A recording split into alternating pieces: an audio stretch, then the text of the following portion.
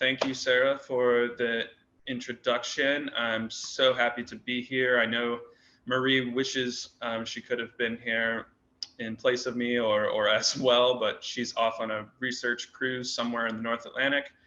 And so here we are. But I think what I know about this group and the work that you all do and the kinds of conversations that y'all are having, I hope that this is prescient and appropriate.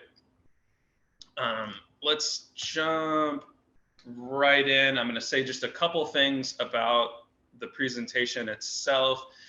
I'm not really a FEMA representative in like the strict sense of the word. They actually have like specific trainings for those individuals. You have to be a FEMA manager. You have to take all these certain courses and things to actually represent the agency in a public-facing manner, because we're under the umbrella of the Department of Homeland Security, which comes with all sorts of fun things, which I'm going to talk about, and you'll see in the next slide. So an important thing to keep in mind in the background of this presentation is that all of the opinions, ideas, the stories that I talk about, and the things are my opinions and my experiences, and they're not representative of FEMA itself or as an agency.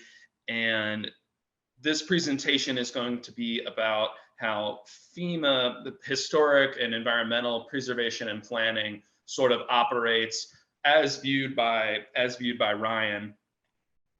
And some of my personal thoughts on opportunities, challenges, things that I've witnessed, and things that I think can be improved upon, and some of the positives and the negatives sort of along the way. I've been with FEMA for about coming up on 2 years now, so it's still a short-sighted sort of take in a long-term perspective.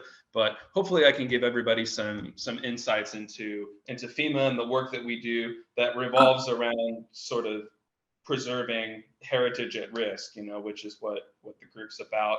If I'm sure everyone in the room to some degree is familiar with FEMA, they say if you Wikipedia or if you put into a Google search the origins of disaster management in the United States, it'll say something like it stretches back to the early 19th century in terms of the US government taking a part in disaster management.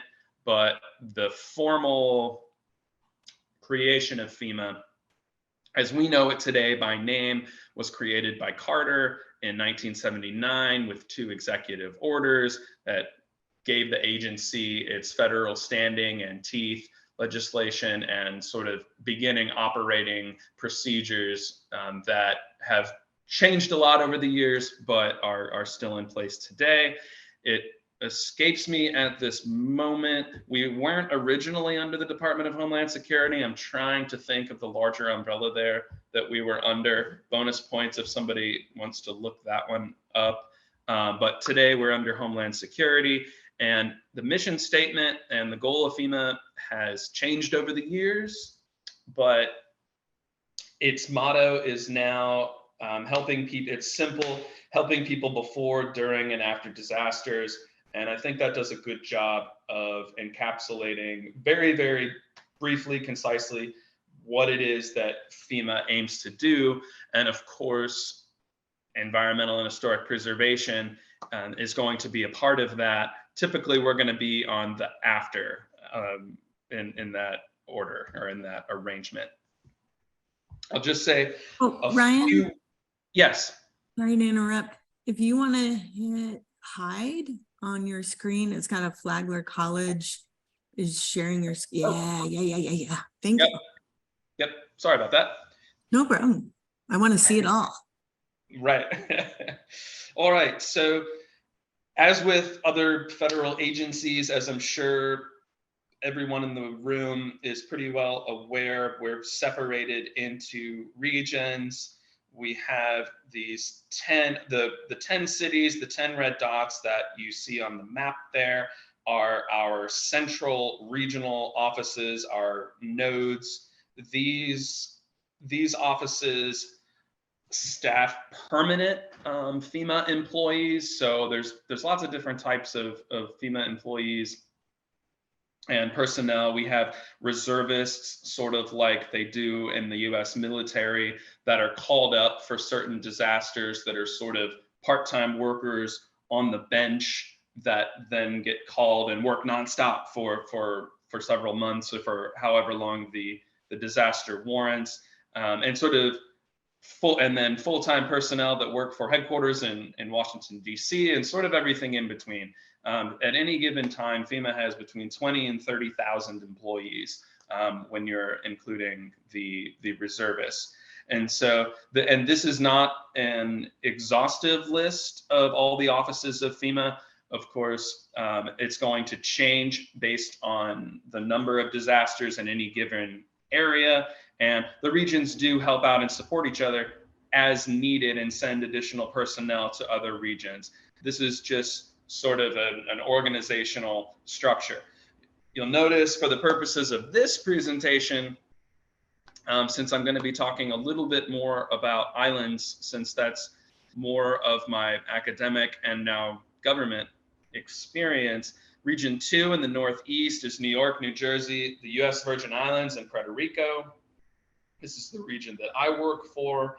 And we also have Region 9, which includes the southwest coast of the US, along with the US territories in the South Pacific, like Samoa, or such as Samoa, the Northern Mariana Islands, Guam, and so forth.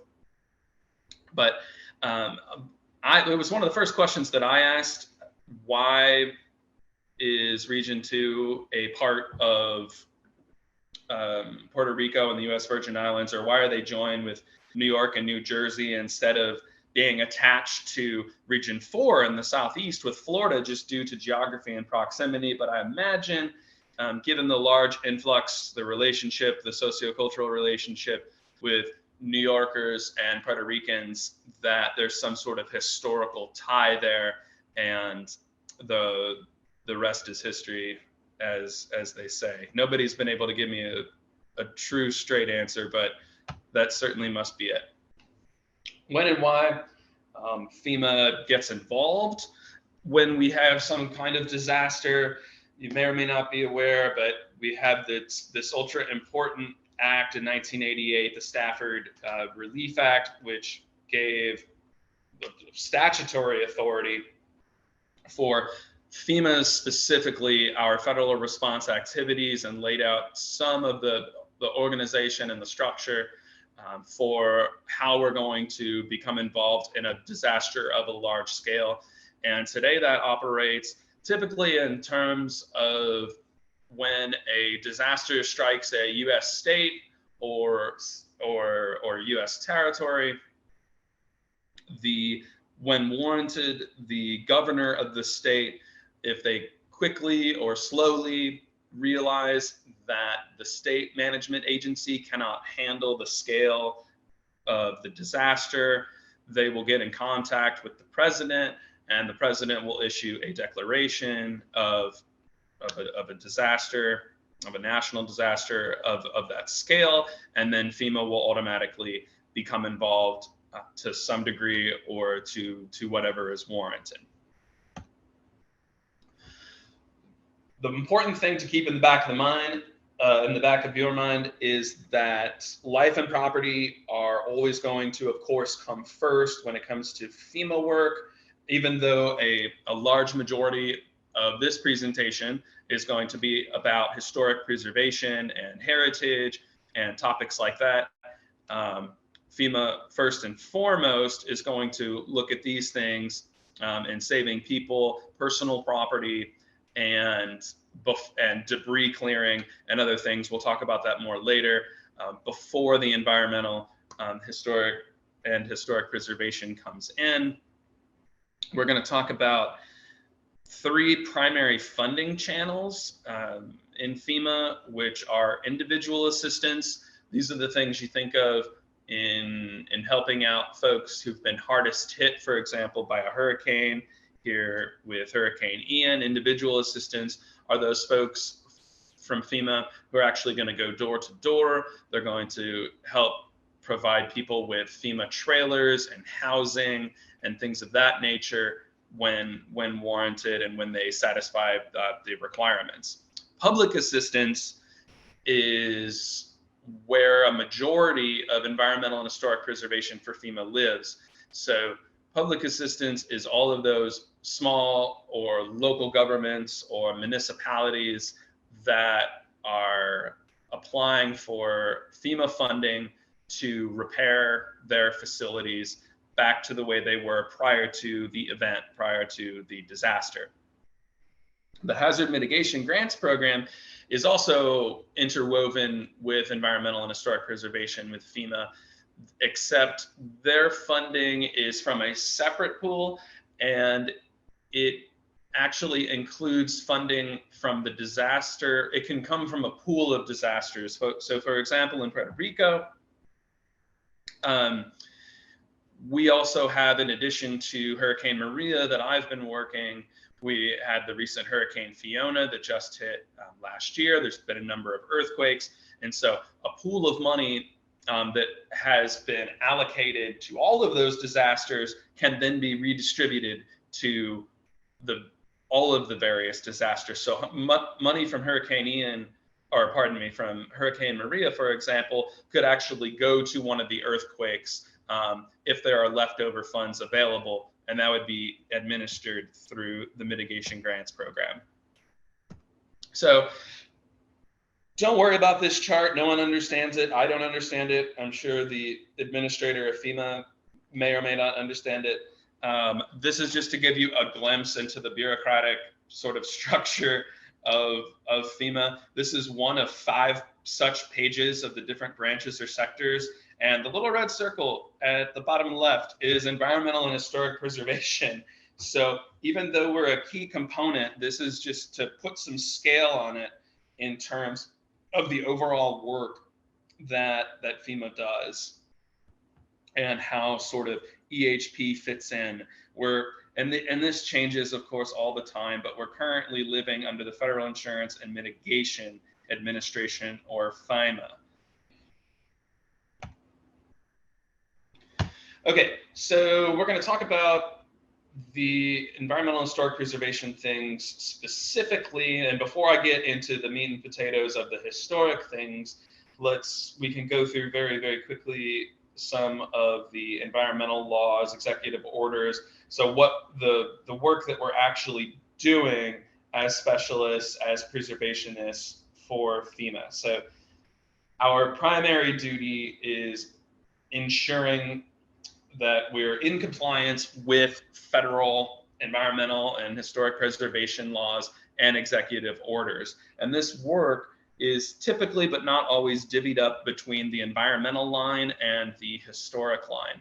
The environmental specialists that work for FEMA and with many of the other federal agencies are concerned with all of these various acts that many of us are familiar with. And then our executive orders there at the bottom, which are newer, which involve, considering environmental justice for minority populations, and specific orders for what can be done with regard to rebuilding in wetlands or floodplains. And I'm not going to go through all these acts, we don't have time, but in a typical, if a project has FEMA funding or involves FEMA funding in any way, it's going to involve these acts, just like we're familiar with Section 106, which going to talk about next very, very briefly. I know all of us are familiar to some degree with 106 and 110.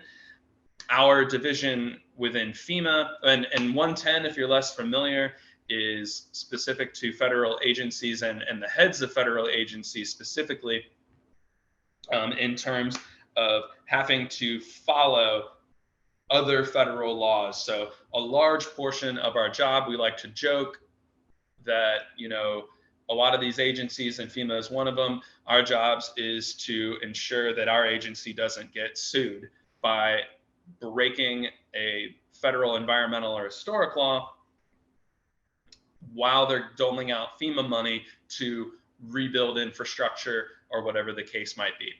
In FEMA, we have a division between archaeology and architectural history or structures. And so we have specialists that work in each of these lines. I work in archaeology, but I work closely with folks in environmental and the environmental side of things, and with architectural historians every single day. And so I'll talk about real briefly, like sort of what our EHP or environmental historic preservation projects at FEMA. When a disaster occurs, we have initial recovery scoping meetings where the goal is sort of to identify the damages, bring all the stakeholders to bear, whether it's the local governments, the public, some representatives from a SHPO or a TIPO office as warranted, representatives from environmental and historic preservation, if I hadn't said that already, bringing everybody together, identifying what the damage is, picking out those places where we're going to go do site assessments, and really sort of trying to get ducks in a row in terms of where are we going to visit, where are the hardest hit spots at first, and sort of take it one by one and figure out the order in which we're going to go about doing a recovery. And so this was of course typically done in person until the pandemic, and now we sort of have, depending on the disaster and what's happening, we sort of have a blend now of some of these are done online. I do them online now, being that I'm not in Puerto Rico all the time anymore, but some are online and some are still done in person. And so a FEMA site visit is going to involve a lot of the same people. The photograph on the left is one that I took when I was on a site visit in the mountains, and we were looking at what you can't see on the right-hand side of the road. There is a washed out, like sort of concrete V-swale drainage ditch along the road that was completely destroyed during Hurricane Maria and is all cracked up. They have representatives there. There's engineers. The gentleman on the left in the flannel shirt is a representative from the local government. We have some FEMA employees. So we'll have FEMA engineers, an environmentalist, our environmental specialist. The gentleman in the red shirt is a FEMA structures specialist. I was the archaeologist on that project. And so the point of showing you this is that the photograph on the left is showing that it's not always, even as a FEMA archaeologist, there were no archaeological sites nearby. And so, but we're making sure that there are not, and we're making people aware of what are the rebuilds here that are most appropriate, and what can you do to minimize damage to sites or potential sites when you're doing these kinds of rebuilds. What is going to make their process and following all of the federal laws go a bit more smoothly? And sometimes they're friendly and sometimes they want to work with you. Sometimes they have an idea of what they already want done, sort of a mixed bag. The image on the right was a more exciting site visit because we had a 16th century Spanish site eroding out of the beach that was nearby. They were going to do some pavilion reconstructions. And so the point of this slide was more to show that sometimes it's more mundane and just sort of planning purposes. There are no archaeological or historic sites nearby. You're just trying to ensure preservation when we do the rebuild. And then sometimes it gets quite involved with survey, assessment, and eventual monitoring and SHPO consultations, which I'm going to talk about. And so on the back end, once we've done scoping meetings, once we've done site visits and things, we can do sort of our desktop compliance reviews, whether we're talking about the environmental laws that I listed or the historic preservation or NHPA. And usually this comes out one of four ways. Either they're directly in compliance based on the scope of work they want to do, we determine that we just don't have enough information and we need to go back and do more.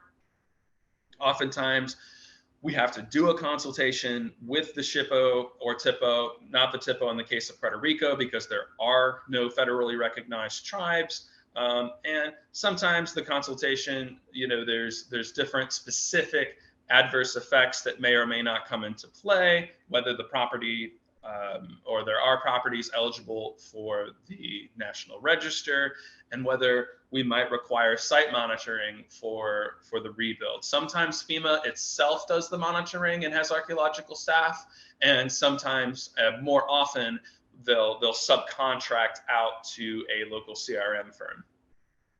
And finally, we might determine that we just really don't have enough information, or maybe this is an important site, or maybe it's potentially eligible for the National Register, and it's going to require at least one additional site visit to sort of tease out what should happen with a particular project.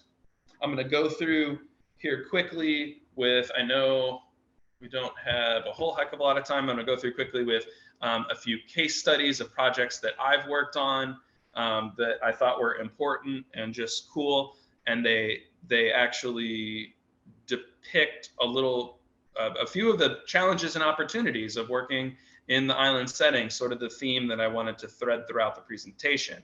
I worked on a project last summer, the Tivas Indigenous Ceremonial Center, which, if you're not familiar, is one of the most archaeologically and historically significant sites in the entire Caribbean.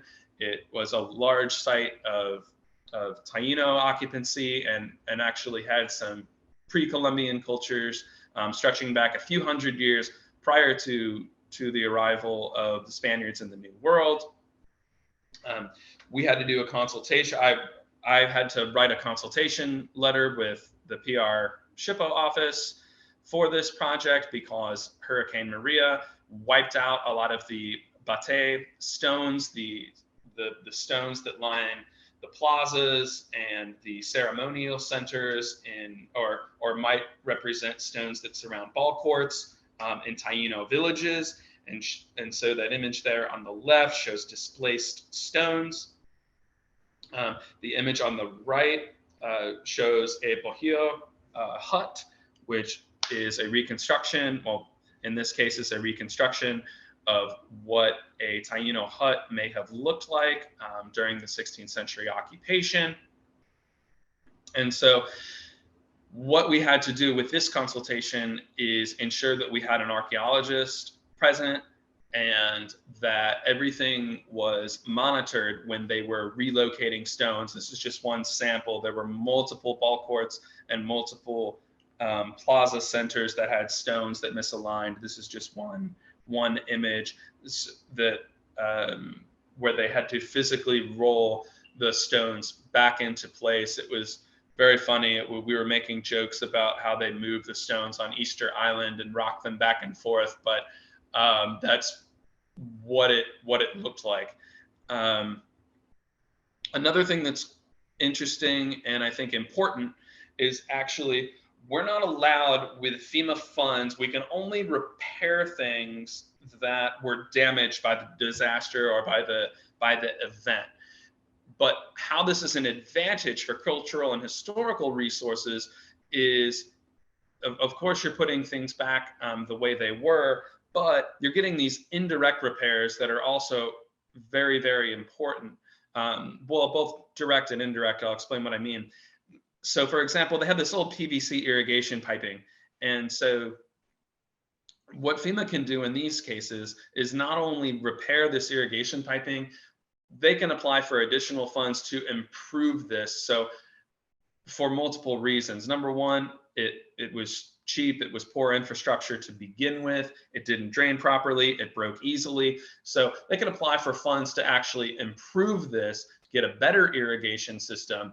So not only is everything operating better, but it's preserving this important archaeological site to a better degree. And they're doing that with FEMA funding. And so that's pretty cool. So even though they can be strict in terms of handing out funding to repair things that were already there, there are many instances where we can improve the infrastructure and preserve the site in a way that's improved from pre-disaster. Another example of a project I'm working on in hazard mitigation was just in the news recently in June.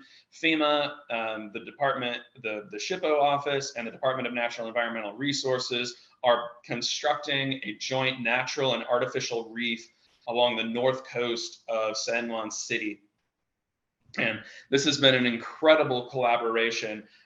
You can see Old San Juan to the left there, and that's the area of the reef restoration. This is going to be ongoing for years.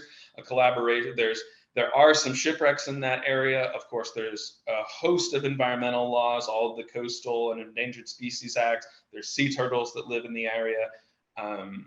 Just tons and tons of players here, and this is going to play out over multiple years. But this is another case study where FEMA funds and cooperating with local and state governments and outside agencies are going to come together and hopefully build a more resilient, ideally build a more resilient structure than was there to begin with, which is, I think, a really fantastic opportunity when these disasters do happen to occur. Another project that I'm working on right now, which is still in the scoping meeting phase, is on the islands of Culebra and Vieques. Ultimately, they'll be getting new microgrids, electric grids, and solar power. If you're unfamiliar, these are two smaller islands off the east coast of Puerto Rico, which you can see in the image there. We're in process of working with FEMA's own hazard mitigation department. Of course, the SHPO, the U.S. Department of Energy is involved since they're restructuring the power grid to some degree on the entire parts of both of these islands. They've hired subcontractors and engineers to come up with and develop what this is going to look like. And Core 3 is the state office that's affiliated with the disaster recovery that was created out of Hurricane Maria specifically. The 3 stands for recovery, rebuilding, and resilience.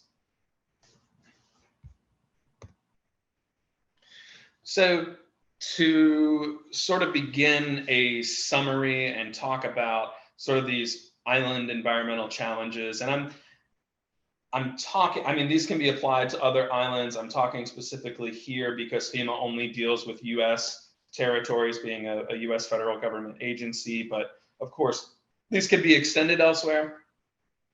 The challenges are obviously being that islands are remote, both in distance from the US, especially in the South Pacific, but even including Puerto Rico and the US Virgin Islands, out of sight, out of mind for lots of folks. They can also be incredibly remote within the island itself. We probably remember that Hurricane Maria, folks were without power in the rural mountain areas for over 1 year. And these areas are it's no excuse, of course, but these areas are remote and challenging to get to, even when you're talking about intra-island sort of work and rebuilding that needs to be done. We're facing all the same climate and environmental issues such as sea level rise and storm activity and intensity, along with coastal beach erosion, river and delta erosion, whether natural, whether climate change related or some combination thereof. These are all things that are occurring in addition to our natural disasters that are just worsening these things. And then, of course, in dealing with the US government and the US territories and islands, with the exception of Hawaii, which enjoys statehood, they have incredibly poor infrastructure. None of the others are states. They have cultures that, to most folks in the mainland US, as I said, are out of sight, out of mind. I mean, how much could the average American or average American voter, how much could they tell you about the culture of American Samoa or the Northern Mariana Islands or even Puerto Rico in many cases? And either different dialects or different languages. In the case of Puerto Rico, in the case of the South Pacific and the U.S. Virgin Islands, the accents are different. The people are less relatable to the mainland. And again, I'm saying from the perspective of the average American citizen, these are the challenges that we're trying to overcome and the bridges that we're trying to build. Notice that I said Hawaii, is the one major island that stands out that enjoys statehood, and it has some of the best infrastructure of any island that is a U.S. territory.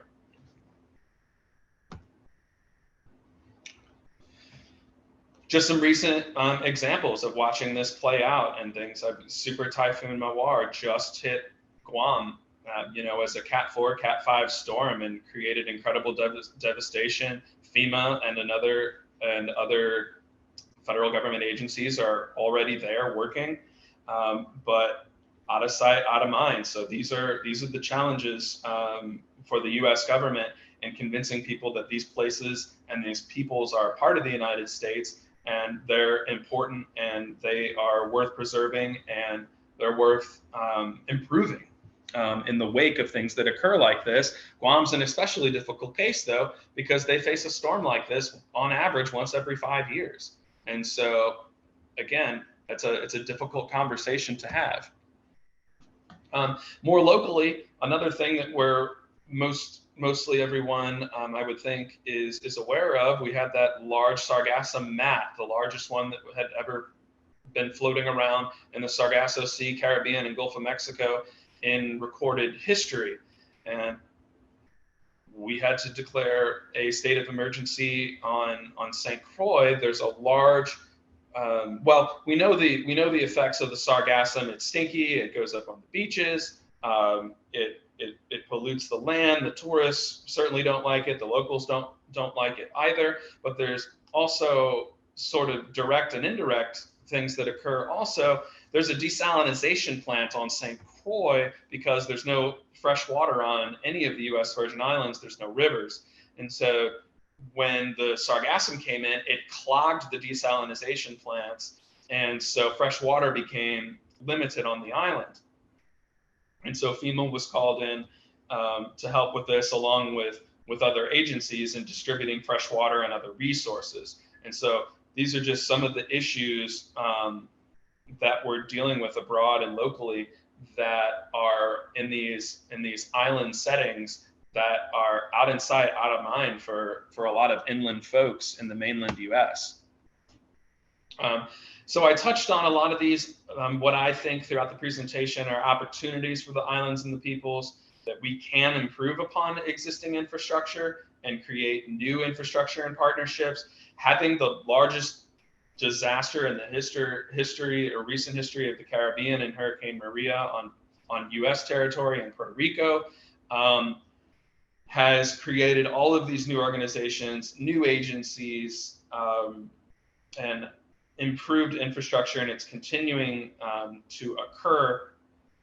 And I wrote out a very, very brief list of just some of the things that have improved over time there. And I think, given that there's no way to escape all these disasters, that they're always going to naturally occur, and maybe even worsen as we're observing, I think we view them as relationship building mechanisms and opportunities for peoples of U.S. Island territories, and for other people to get involved with these sorts of places. And hopefully, given how terrible these events are, that they're put on the radar of people, and hopefully they visit these places one day and see all of the incredible work that has been done over the years. With that, I think I'll wrap it up there. I hope I didn't go too long. I know we're about 40 minutes after the hour. This image was my last day at the FEMA Joint Recovery Office before having to return to Florida. So we had a nice little pizza party there. But with that, thank you so much, and I will take questions.